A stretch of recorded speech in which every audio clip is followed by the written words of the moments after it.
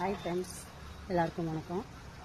இப்போ நமக்கு பொங்கல் வந்துருச்சு. இன்றைக்கி போகி பண்டிகை. இந்த பண்டிகையில் வீட்டில் உள்ள குப்பைகளை மேலே ஒட்டரை அடிக்கிறது இதெல்லாம் பெருசு கிடையாதுங்க.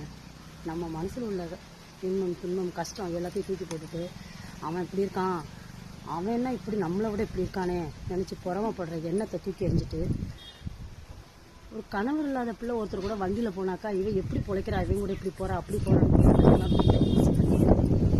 வயசானவங்க ஏன் இன்னும் தொல்லை கொடுக்குறாங்க அப்படின்னு நினைக்கிறதெல்லாம் விட்டு தூக்கி எறிஞ்சிட்டு, பொங்கல் பானை எப்படி அமைதியாக இருந்து அதோடைய வேலையை நல்லா பொங்கி வருது பார்த்தீங்களா பொங்கல், அந்த மாதிரி நம்ம மனசில் உள்ளதெல்லாம் இது பண்ணிவிட்டு நல்லா பொங்கி சந்தோஷமாக வாழ்க்கையை நல்லபடியாக கொண்டு வரணும்.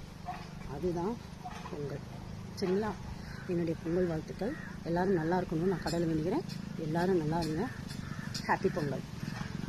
இப்போ நம்ம நேற்று கதையை நம்ம விட்டோம் இல்லையா, அதுலேருந்து சொல்லலாம். மாப்பிள்ளை வீடெல்லாம் பார்க்க போனாங்க. வீடெல்லாம் பிடிச்சிக்கிச்சு.